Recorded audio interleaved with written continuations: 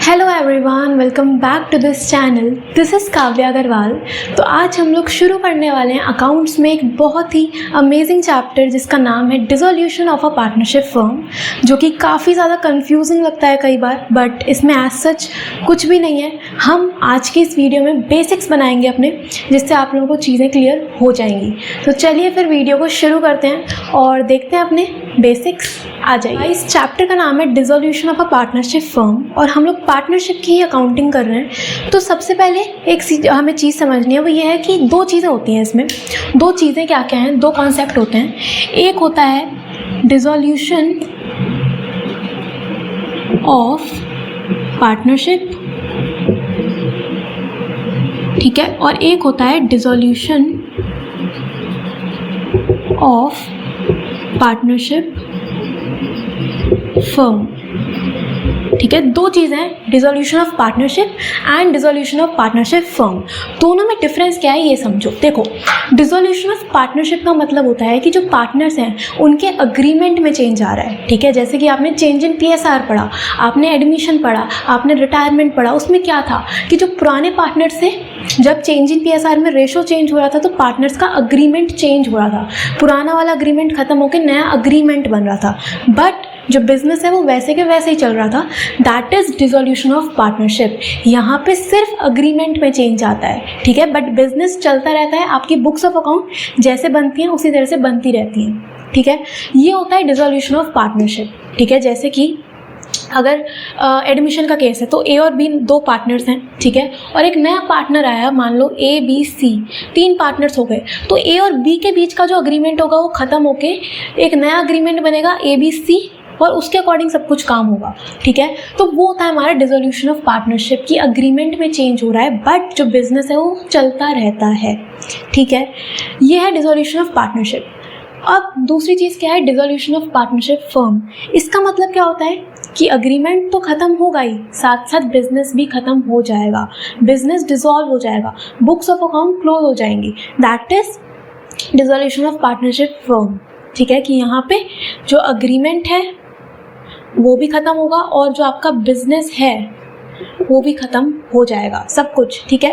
वो होता है डिसोल्यूशन ऑफ पार्टनरशिप फर्म, ठीक है, कि आपका बिजनेस ही बंद हो रहा है, फर्म डिसॉल्व हो रही है। तो हमें सीखना क्या है कि किस तरह से अगर एक फर्म डिसॉल्व होती है तो किस तरह से अकाउंटिंग ट्रीटमेंट होता है, वो हम इस पूरे चैप्टर में सीखेंगे, ठीक है। चलो, ये तो बेसिक है। दोनों चीज़ें आपको समझ में आई होंगी कि डिसोल्यूशन ऑफ पार्टनरशिप क्या है और डिसोल्यूशन ऑफ पार्टनरशिप फर्म क्या होता है, ठीक है। चलो, अब देखो, समझो एक चीज़ कि एक बेसिक क्राइटेरिया ये होता है कि जब भी एक फर्म डिसॉल्व होती है तो हमें क्या करना होता है, हमारे जितने भी एसेट्स होते हैं, यानी कि फर्म के पास जितने भी एसेट्स हैं हम उन्हें सेल ऑफ कर देते हैं, जितनी भी लाइबिलिटीज़ हैं उनको हम पे कर देंगे और जो कैपिटल है हमें सेटल कर देंगे, ठीक है। लिखते हैं इसको।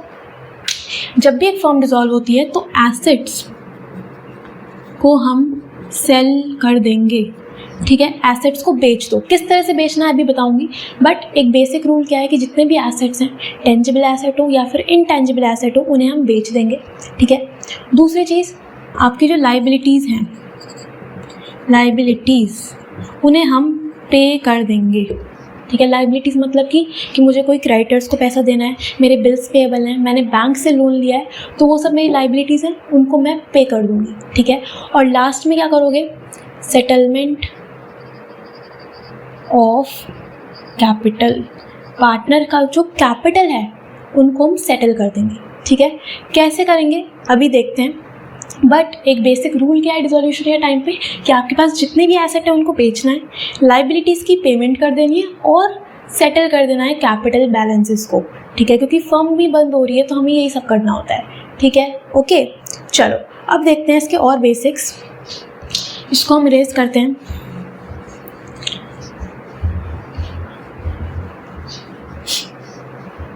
देखो, हम लोग समझेंगे कि जब भी आपके पास कोई एसेट्स हैं, जब आप उन्हें सेल करोगे तो आपके पास इनफ्लो होगा, ठीक है। आपके पास कैश या फिर बैंक में पैसा आएगा, ठीक है। उस पैसे को यूज़ करके आप अपनी लाइबिलिटीज़ को पे कर देते हो, ठीक है। पे करोगे तो आपके पास से आउटफ्लो होगा कैश का, बहुत सिंपल चीज़ है कि एसेट बेचोगे तो पैसा आएगा, लाइबिलिटीज़ की पेमेंट करोगे तो पैसा जाएगा। हाँ, अब क्वेश्चन ये आ रहा होगा कि लाइबिलिटीज़ की पेमेंट कहाँ से करेंगे। भाई ये एसेट बेचोगे ना, पैसा आएगा, उससे आपको लाइबिलिटी पे कर देनी है, ठीक है। और लास्ट में हमें कैपिटल बैलेंसेस को एडजस्ट करना है, ठीक है। अब एक चीज़ समझो, मान लो कि आपने एसेट बेचे और आपके पास 1 लाख रुपए आए, ठीक है, 1 लाख रुपए आए एसेट बेच के, और जो आपकी लाइबिलिटीज़ हैं उनकी पेमेंट आपको करनी है 70,000, ठीक है। एसेट बेच के पैसा आया 1 लाख, लाइबिलिटी की पेमेंट है 70,000 की, तो जो 30,000 बचा ये पार्टनर लेके जाएंगे, ठीक है। ये किसका हो जाएगा, पार्टनर्स का हो जाएगा, राइट। और दूसरा केस समझो कि एसेट रियलाइज़ हुए 1 लाख पे, ठीक है, और जो लाइबिलिटीज़ की पेमेंट करनी है वो आपको करनी है 1,20,000, ठीक है। तो ये जो 20,000 बचा एक्स्ट्रा जो हमें पे करना है वो पार्टनर्स अपने घर से लेके आएंगे, क्योंकि यहाँ पे आपको पता होगा कि पार्टनरशिप में एक बेसिक रूल है कि पार्टनर्स की लाइबिलिटी अनलिमिटेड होती है, ठीक है। तो अगर फर्म की कोई लाइबिलिटी पे नहीं हो पाती है तो पार्टनर को वो पे करना पड़ता है, ठीक है। तो ये बेसिक चीज़ है जो कि मैंने आपको बताई कि जब भी फर्म डिसॉल्व होगी आपको एसेट्स को सेल ऑफ करना है, लाइबिलिटीज़ की पेमेंट करनी है और कैपिटल को एडजस्ट कर देना है, ठीक है, ओके। अब इसके बाद देखते हैं कि यार डिसॉल्यूशन में आपको क्या क्या अकाउंट्स प्रिपेयर करने होते हैं वो समझते हैं। देखिए, डिसॉल्यूशन के टाइम पे मेनली 4 अकाउंट्स हम प्रिपेयर करते हैं। अकाउंट्स टू बी प्रिपेयर्ड, ठीक है। 4 अकाउंट्स कौन कौन से हैं। सबसे पहला आता है रियलाइजेशन अकाउंट। रियलाइजेशन अकाउंट क्या है, अभी मैंने आपको बताया कि डिसॉल्यूशन के टाइम पे जितने भी एसेट्स हैं उनको हमें बेच देना है, लाइबिलिटीज की पेमेंट करनी है, तो वो सभी चीज़ें आप दिखाते हो अपने रियलाइजेशन अकाउंट में, ठीक है। डिसॉल्यूशन का ये मेन अकाउंट है रियलाइजेशन अकाउंट। कैसे बनता है अभी मैं आपको आगे बताती हूँ, ठीक है। ये हो गया। दूसरा अकाउंट बनता है पार्टनर्स कैपिटल अकाउंट। पार्टनर्स का जितना भी कैपिटल है उसे एडजस्ट करने के लिए हम बनाते हैं पार्टनर्स कैपिटल अकाउंट, जो कि आपने ऑलरेडी पढ़ा हुआ है, change in PSR, admission, retirement, same चीज़ है, ठीक है। तीसरा अकाउंट बनता है loan by partner account. Loan by partner account क्या है, लोन बाय पार्टनर अकाउंट का मतलब ये है कि पार्टनर ने फर्म को लोन दिया है, ठीक है। अगर पार्टनर ने फर्म को लोन दिया है तो फर्म के लिए वो लाइबिलिटी हुई, तो उसका हम एक सेपरेट अकाउंट बनाते हैं, ठीक है। लोन बाय पार्टनर का मतलब क्या है, पार्टनर ने फर्म को लोन दिया है, ठीक है, तो इसका हम एक सेपरेट अकाउंट बनाते हैं, ओके। और लास्ट आपका बनता है कैश या फिर बैंक अकाउंट, ठीक है, कैश या फिर बैंक अकाउंट, ओके। इस चैप्टर में आपको बैलेंस शीट नहीं बनानी होती है, ठीक है। अब तुम पूछोगे क्यों, क्योंकि यार सिंपल चीज़ है कि आपने बैलेंस शीट में हम लोग क्या दिखाते हैं, बैलेंस शीट में हम अपने एसेट्स दिखाते हैं, लाइबिलिटीज़ दिखाते हैं, कैपिटल दिखाते हैं। जब फर्म डिसॉल्व हो रही है, हमने सभी एसेट बेच दिए, सभी लाइबिलिटीज़ की पेमेंट कर दी, कैपिटल एडजस्ट कर दिया, तो बैलेंस शीट में तो कुछ बचा ही नहीं, है ना। बैलेंस शीट तो खाली हो गई, बैलेंस शीट का हर एक आइटम उड़ चुका है, तो बैलेंस शीट बची ही नहीं, तो हम क्या दिखाएंगे, राइट। फर्म बंद हो रही है तो बैलेंस शीट नहीं बनती। यहाँ पे क्या बनता है, कैश या फिर बैंक अकाउंट, ठीक है। आप जब एसेट बेचोगे तो पैसा आएगा, किस में आएगा, कैश या फिर बैंक में। जब लाइबिलिटीज़ की पेमेंट करोगे तो कहाँ से करोगे, कैश से करोगे या फिर बैंक से करोगे, तो बैंक या फिर कैश का अमाउंट कम हो जाएगा। तो हम डिसॉल्यूशन के टाइम पे बैलेंस शीट नहीं प्रिपेयर करते, हम बनाते हैं यहाँ पे कैश या फिर बैंक अकाउंट, ठीक है। कैसे बनेगा, धीरे धीरे हम लोग सभी चीज़ें समझ जाएंगे, ओके। आज की क्लास में हम लोग बेसिकली समझेंगे कि ये रियलाइजेशन अकाउंट किस तरह से बनता है, ओके। चलो इसे नोट करो, फिर आगे बढ़ते हैं। तो चलो यार, अब सीखते हैं कि रियलाइजेशन अकाउंट किस तरह से बनता है, और ध्यान से समझना क्योंकि एक बेसिक अकाउंट है जो कि आपको इस पूरे ही चैप्टर में बनाना है, और अगर ये समझ गए तो पूरा चैप्टर ध्यान से आपको समझ में आ जाएगा, ठीक है। चलो देखते हैं रियलाइजेशन अकाउंट कैसे बनता है। देखो, शुरू करेंगे हम लोग फॉर्मेट के साथ। ये है हमारा रियलाइजेशन अकाउंट का एक बेसिक फॉर्मेट। रियलाइजेशन अकाउंट, ये हो गई क्रेडिट साइड और ये है डेबिट साइड, ठीक है। इसमें आप लिखोगे पर्टिकुलर्स अमाउंट, पर्टिकुलर्स अमाउंट, ठीक है। ये हमारा एक बेसिक फॉर्मेट हो गया। अब आपको क्वेश्चन में हमेशा बैलेंस शीट गिवन होगी, ठीक है। बैलेंस शीट आपको पता ही है, बैलेंस शीट में हमारे पास लाइबिलिटीज़ होती हैं और एसेट्स होते हैं, ठीक है। क्वेश्चन में आपको बैलेंस शीट हमेशा क्वेश्चन में दिया हुआ होगा, लाइबिलिटीज़ एंड एसेट क्या क्या आपको बताए जाएंगे, ठीक है। हमें क्या करना होता है रियलाइजेशन अकाउंट में, सबसे पहला स्टेप ये होता है कि आपको अपनी बैलेंस शीट को खाली करना है, ठीक है।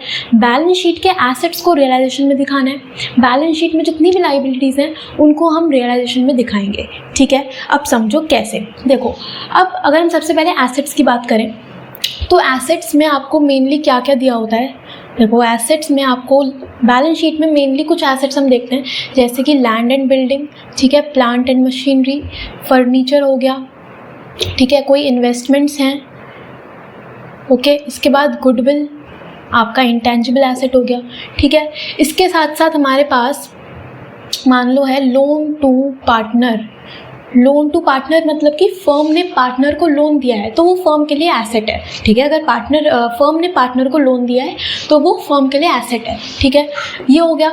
इसके साथ साथ अगर आपको P&L में डेबिट बैलेंस दिया हुआ है यानी कि लॉस है, वो भी आपको एसेट्स में दिया होता है। और हमारे पास एडवर्टीजमेंट, सस्पेंस, ठीक है। और इसके साथ साथ क्या हो सकता है, कैश या फिर बैंक बैलेंस, ठीक है, राइट। और हमारे पास करंट एसेट्स भी लेते हैं, जैसे कि डेटर्स हो गया, ठीक है, और स्टॉक हो गया, ये सब।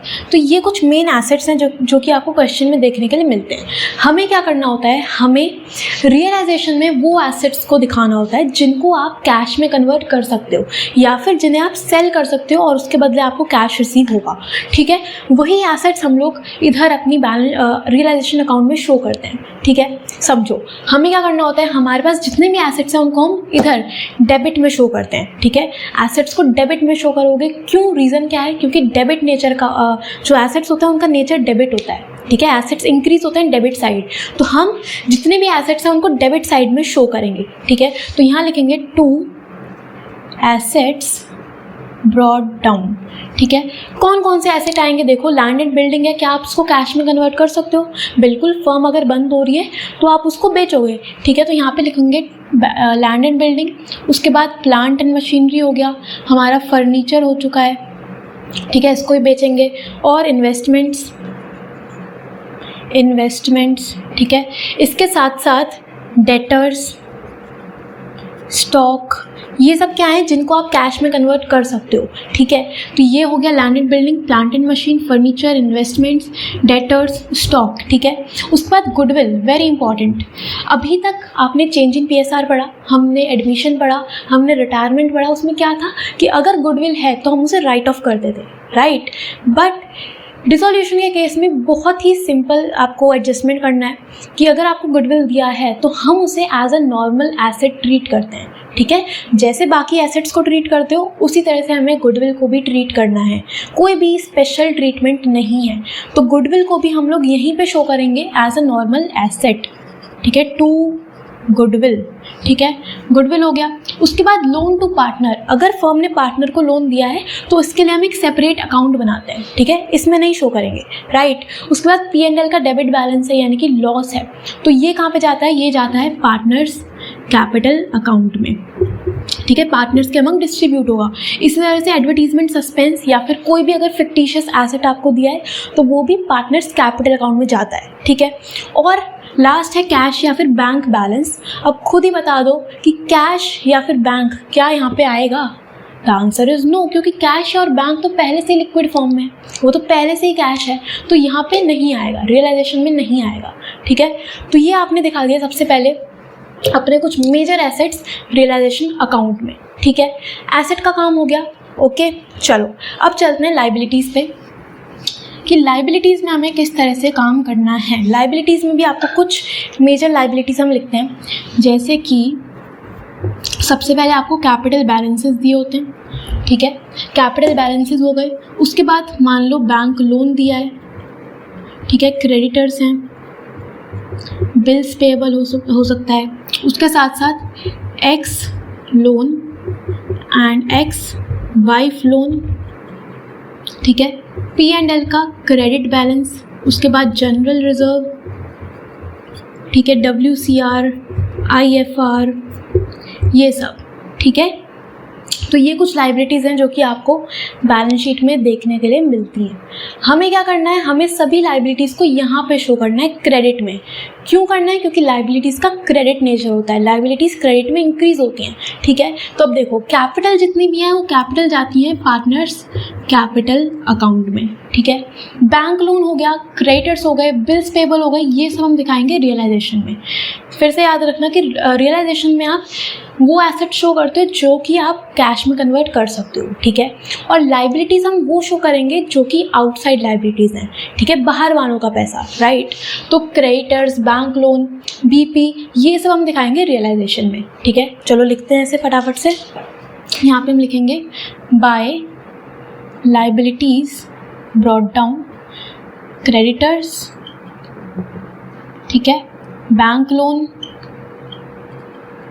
बिल्स पेबल, ठीक है, ये सब हो गया। उसके बाद P&L का क्रेडिट बैलेंस है यानी कि प्रॉफिट है, ये कहाँ पे जाएगा?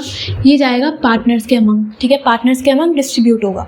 उसके बाद जनरल रिजर्व हो गया, WCR है, IFR है, ये सब रिजर्व्स हैं, ये भी पार्टनर्स के बीच में डिस्ट्रीब्यूट हो जाते हैं, ठीक है। वैसे तो WCR का एक सेपरेट ट्रीटमेंट है जो कि हम लोग नेक्स्ट वीडियो में समझेंगे, बट अभी के लिए आप यही अज्यूम करो कि जितने भी रिजर्व्स हैं वो पार्टनर्स के अमंग डिस्ट्रीब्यूट हो जाते हैं, ठीक है, ये हो गया। उसके बाद ये वाला पॉइंट इंपॉर्टेंट है, देखो दो चीज़ें होती हैं, x loan and ex wife loan. इसका मतलब क्या है? मैंने आपको बोला कि लाइबिलिटीज़ सिर्फ वो वाली आएंगी जो कि आउटसाइडर्स के लिए हैं, ठीक है, आउटसाइड लाइबिलिटीज़। अब मान लो फर्म में दो पार्टनर्स हैं एक्स और वाई, ठीक है। अगर फर्म ने पार्टनर से लोन लिया है तो मैंने आपको स्टार्टिंग में बताया कि अगर फर्म ने पार्टनर से लोन लिया है तो हम उसके लिए एक सेपरेट अकाउंट बनाते हैं, लोन बाय पार्टनर अकाउंट, ठीक है। बट अगर पार्टनर का कोई भी रिलेटिव है, उसने फर्म को लोन दिया है तो वो हम यहाँ पे शो करते हैं क्योंकि वो पार्टनरशिप का पार्ट नहीं है ना, समझो। यहाँ पे मैंने क्या लिखा है? X loan. एक्स लोन मतलब क्या है कि एक्स ने फर्म को लोन दिया है तो इसके लिए हम लोग एक सेपरेट अकाउंट बनाते हैं, ठीक है। बट एक्स की वाइफ ने अगर लोन दिया है फर्म को तो भाई एक्स की वाइफ तो पार्टनरशिप का पार्ट नहीं है ना, बिजनेस का पार्ट नहीं है, तो वो हम यहाँ पे शो करेंगे, ठीक है। यहाँ पे दिखाओगे एक्स वाइफ लोन, ठीक है। तो फंडा सीधा सीधा ये है कि पार्टनर के अलावा अगर किसी ने भी फर्म को लोन दिया है तो वो आप यहाँ पे शो करते हो, ठीक है। ओके, चलो ये हो गया हमारे पास लाइबिलिटीज़ का काम, ठीक है। अभी मैंने आपको जितनी भी चीज़ें बताई मैं आपको लिखवाऊंगी साथ साथ। पहले इतनी चीज़ आपको क्लियर रखनी है कि हमें एसेट्स को डेबिट में दिखाना है, लाइबिलिटीज़ को क्रेडिट में दिखाना है, ठीक है। चलो अब एक बार हम लोग नोट करते हैं, हम लोग चीज़ें नोट करते हैं। मैंने आपको एसेट में बताया कि हमें क्या करना है, हमें सबसे पहले all assets are debited to realization account except fictitious asset, cash और बैंक बैलेंस एंड P&L का डेबिट बैलेंस, ठीक है। ये चीज़ हमने पढ़ी।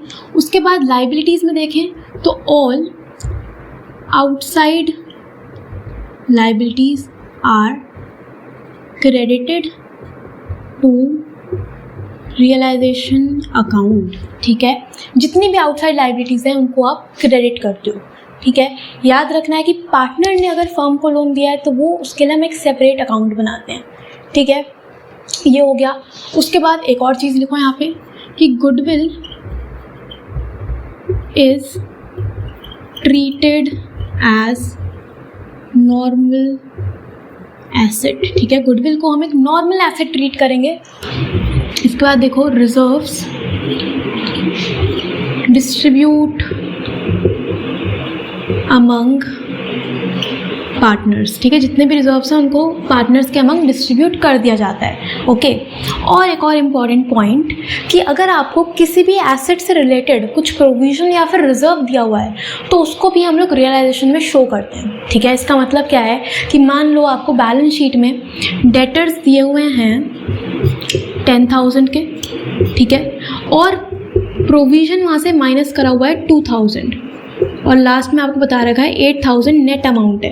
तो हम लोग क्या करेंगे, ये जो 10,000 के डेटर्स हैं इसको यहाँ शो करेंगे, ठीक है, डेबिट में, एसेट्स में, और जो प्रोविज़न है डेटर्स के अगेंस्ट बनाया है उसको हम लोग यहाँ लाइबिलिटी में शो करेंगे, प्रोविज़न फॉर डाउटफुल डेट्स के नेम से, ठीक है। तो अगर किसी भी एसेट से रिलेटेड कुछ भी प्रोविज़न दिया है तो वो भी लाइबिलिटीज़ में आता है, ठीक है।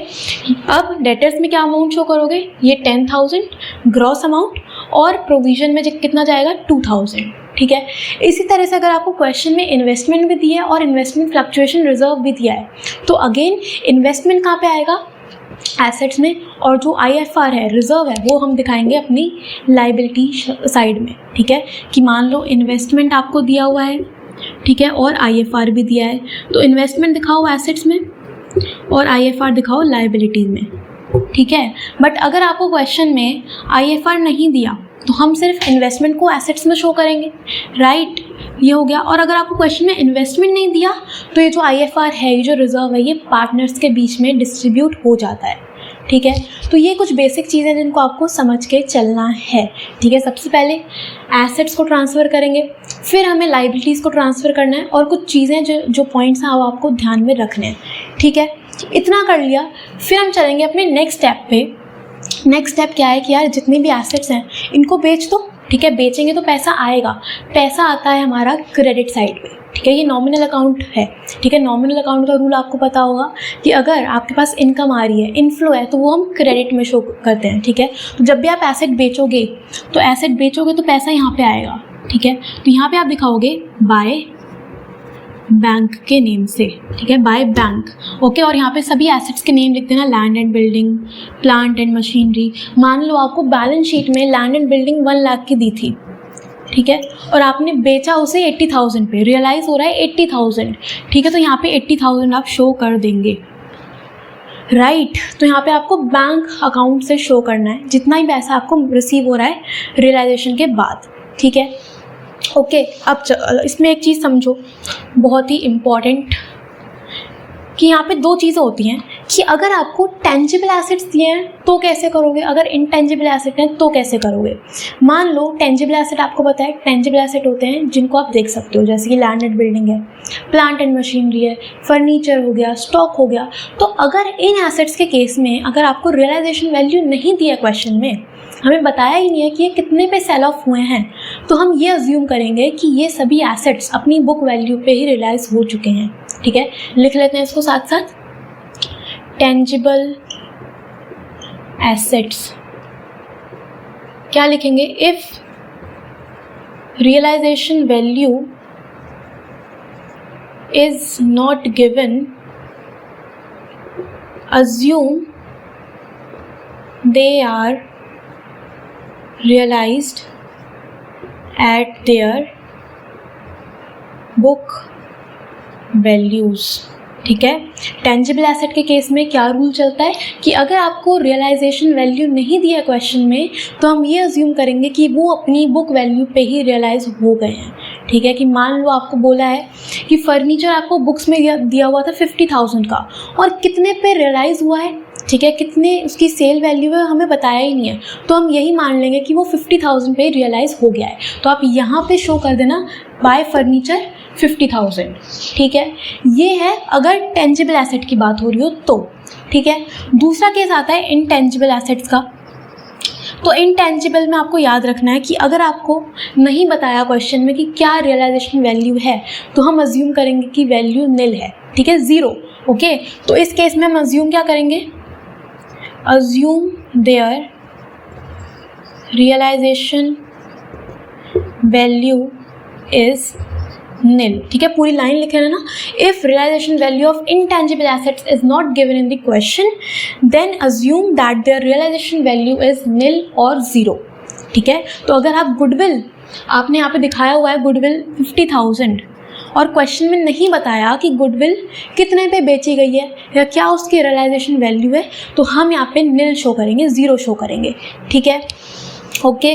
तो ये 2 चीज़ें आपको याद रखनी है, एसेट्स के केस में टेंजिबल में क्या करेंगे और इनटेंजिबल में हम कैसे करते हैं, ठीक है। ये हो गया, यहाँ पे सभी एसेट्स दिखाओगे, ओके। इसके बाद लाइबिलिटीज़ हैं, तो लाइबिलिटीज़ की पेमेंट हम लोग यहाँ करते हैं, ठीक है, खर्चा है आपके पास से तो डेबिट दिखाएंगे। तो टू बैंक, ये हम लोग क्या कर रहे हैं, लाइबिलिटीज़ की पेमेंट, ठीक है। ये हमने क्या करा है, एसेट्स को रियलाइज़ करा है, एसेट्स रियलाइज्ड, ठीक है। लाइबिलिटीज़ की पेमेंट कर दो, ओके, क्रेडिटर्स पे कर दो, बैंक लोन पे करो, बीपी पे कर दो, वो सब। अब अगेन अगर आपको क्वेश्चन में लाइबिलिटीज़ के बारे में कुछ भी गिवन नहीं है तो मान लेना कि हमें लाइबिलिटीज़ को पे करना है उनकी बुक वैल्यू पे, ठीक है। इसको भी लिख लेते हैं जल्दी से। If nothing is given in question about payment of liabilities, then pay them off at their book values, ठीक है। मेरी राइटिंग यार बहुत गंदी है बट मैं बोल रही हूँ, उससे समझ जाना कि अगर आपको लाइबिलिटीज़ के बारे में कुछ भी नहीं बताया क्वेश्चन में तो हम यही अज्यूम करेंगे कि वो अपनी बुक वैल्यू पे हमें पे कर देनी है लाइबिलिटीज़, ठीक है। ये हो जाएगा। तो आपने सबसे पहले एसेट दिखा दिए, फिर एसेट बेचोगे तो बैंक में पैसा आएगा, लाइबिलिटीज़ दिखाई, फिर लाइबिलिटीज़ की पेमेंट करोगे तो बैंक से ही पैसा कट जाएगा, ओके। दूसरी चीज़, ऐसा कई बार क्वेश्चन में दिया होता है कि ये जो एसेट है ये पार्टनर लेके जा रहा है, तो अगर पार्टनर कोई एसेट लेके जा रहा है तो यहाँ पे दिखाना बाय पार्टनर्स कैपिटल अकाउंट, ठीक है। जो भी पार्टनर है उसका नेम दिखा देना, ओके। अगर बैंक में पैसा आ रहा है तो बाय बैंक, अगर कोई पार्टनर एसेट लेके जा रहा है तो पार्टनर्स कैपिटल अकाउंट आएगा, ठीक है।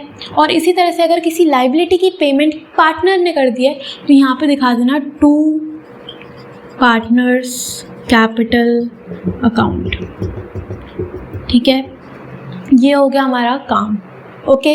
इसके बाद आप यहाँ पे दिखाते हो to realization expenses, to realization expenses भी आप डेबिट करते हो। रियलाइजेशन एक्सपेंसेस क्या है कि ये जितना भी काम होगा डिसोल्यूशन का उसमें कुछ ना कुछ खर्चे आते हैं, कुछ ना कुछ एक्सपेंसेस आते हैं फर्म के, तो वो हम लोग यहाँ पे डेबिट करते हैं, ठीक है। अगेन इस पर एक पूरा टॉपिक है, रियलाइजेशन एक्सपेंसेस की क्या क्या एंट्रीज होती हैं वो हम नेक्स्ट वीडियो में समझेंगे, ओके। तो ये बेसिक हो गया, राइट। तो हमने सबसे पहले एसेट्स दिखा दिए, लाइबिलिटीज़ दिखा दी। एसेट बेचोगे तो पैसा आएगा बाय बैंक में, अगर कोई एसेट पार्टनर लेके जा रहा है तो यहाँ पे बाय पार्टनर्स कैपिटल अकाउंट दिखाओगे, ठीक है। फिर लाइबिलिटीज़ की पेमेंट होंगी डेबिट में, ओके। अगर कोई लाइबिलिटी की पेमेंट पार्टनर करता है तो हम यहाँ पे टू पार्टनर्स कैपिटल अकाउंट दिखाएंगे और जितने भी रियलाइजेशन एक्सपेंसेस हैं उनको भी हम यहाँ पे डेबिट कर देंगे, ठीक है। ये हो गया। अच्छा, एक और चीज़, एक और इम्पॉर्टेंट चीज़, ऐसा कई बार आपको क्वेश्चन में दिया होता है कि किसी लाइबिलिटी के बदले आपका एसेट जा रहा है, ठीक है। लाइबिलिटी के एक्सचेंज में कोई एसेट अगर फर्म से जाता है तो उस केस में हम कोई भी एंट्री नहीं करते, ठीक है, उसको इग्नोर करते हैं, ठीक है। तो लिखो यहाँ पे, if any asset is given in exchange of any liability, then no entry is passed, ठीक है। कि अगर कोई क्रेडिटर है उसे पेमेंट करनी है और उस क्रेडिटर ने बोला कि आप मुझे फर्नीचर दे दो, तो उस केस में हम कोई भी एंट्री नहीं करेंगे। क्यों? क्योंकि क्रेडिटर आपके लिए लाइबिलिटी है और फर्नीचर आपके लिए एसेट है, ठीक है। तो लाइबिलिटी के एक्सचेंज में अगर एसेट जाता है तो हम उसका कोई भी जर्नल एंट्री नहीं करते। क्यों नहीं करते वो मैं आपको बताऊंगी जब हम लोग जर्नल एंट्री सीखेंगे इसकी, तब उसके पीछे का रीज़न मैं आपको क्लियर कर दूंगी, ठीक है। बट अभी के लिए इसको याद रख के चलना, ओके। ये हो गया। तो हमने ये दोनों स्टेप करें। उसके बाद आपको लास्ट में क्या करना है, इस रियलाइजेशन अकाउंट को क्लोज करना है। क्लोज कैसे करोगे कि टोटल करना है यहाँ पे, ठीक है, अकाउंट का टोटल करो और लास्ट में आप निकाल लो कि प्रॉफिट है या फिर लॉस है। तो अगर डेबिट साइड पे बैलेंस आ रहा है तो हम यहाँ पे दिखाते हैं to profit transfer to partners capital account, ठीक है। और अगर क्रेडिट साइड पे बैलेंस बच रहा है तो हम यहाँ पे दिखाएंगे by loss transfer to partners capital account, ठीक है। नॉमिनल अकाउंट है तो आपको पता होगा कि इस साइड पे प्रॉफिट आता है और क्रेडिट साइड पे लॉस आता है, ठीक है। ये कर देना है और आपका जो रियलाइजेशन अकाउंट है वो कंप्लीट हो जाएगा, ठीक है। तो इसी तरह से हमारा रियलाइजेशन अकाउंट बनता है। मैंने आपको पूरा टॉपिक अच्छे से समझाने की कोशिश करी। ये हमारे कुछ इंपॉर्टेंट पॉइंट्स हैं जिनको आपको ध्यान में रखना है while preparing the realization account.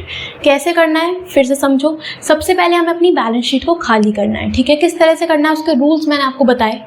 Assets यहाँ पे शो करोगे डेबिट में, लाइबिलिटीज़ क्रेडिट में शो करोगे, किसको एक्सक्लूड करना है वो सब मैंने आपको बताया और इधर हमने लिख ली हैं चीज़ें, ठीक है। उसके बाद आपको एसेट्स बेचने हैं तो पैसा आएगा बाय बैंक के नेम से। अगर कोई पार्टनर एसेट लेके जा रहा है तो हम यहाँ पे बाय पार्टनर्स कैपिटल अकाउंट दिखा देंगे, ठीक है। उसके बाद अगर आप लाइबिलिटीज़ की पेमेंट करोगे तो डेबिट में दिखाओगे टू बैंक, और अगर कोई भी लाइबिलिटी की पेमेंट पार्टनर करता है तो टू पार्टनर्स कैपिटल अकाउंट के नेम से शो करोगे, ठीक है। फिर बस आपको क्या करना है, अकाउंट को क्लोज करना है, बैलेंस निकालना है। अगर बैलेंस डेबिट साइड आता है तो हम दिखाएंगे टू प्रॉफिट, और अगर क्रेडिट साइड आता है तो हम दिखाएंगे बाय लॉस, ठीक है। और वो ट्रांसफ़र करोगे पार्टनर्स कैपिटल अकाउंट में, ठीक है। तो इस तरह से हमारा रियलाइजेशन अकाउंट बनता है, जो कि आपको अच्छे से सीखना है। और अगर एक बारी में समझ नहीं आता तो वीडियो को फिर से देखना। बाकी हम लोग इस टॉपिक पे बेस्ड कंप्लीट क्वेश्चन करेंगे। एक बारी हम लोग partners capital account, bank account, loan account बनाना और सीख लें, और कुछ और बेसिक्स हम नेक्स्ट वीडियो में क्लियर कर लें। उसके बाद हम लोग पूरा ही एक अच्छा क्वेश्चन करेंगे जिसमें आपको सभी चीज़ें अच्छे से क्लियर हो जाएंगी, ठीक है। तो ठीक है यार, इस वीडियो में इतना ही रखते हैं। इसको अच्छे से रिवाइज़ करो, बाकी चीज़ें हम लोग नेक्स्ट वीडियो में क्लियर करेंगे और इस चैप्टर को आगे कंटिन्यू करेंगे, ठीक है। मिलते हैं नेक्स्ट वीडियो में, और वीडियो को लाइक ज़रूर करना, शेयर करो और अच्छे से चीज़ें समझने की कोशिश करो, ठीक है। और अगर आपको स्क्रीनशॉट लेना है तो जल्दी से स्क्रीनशॉट लो। हो गया जी, स्क्रीनशॉट हो गया। चलो फिर मिलते हैं नेक्स्ट वीडियो में। Thank you so much.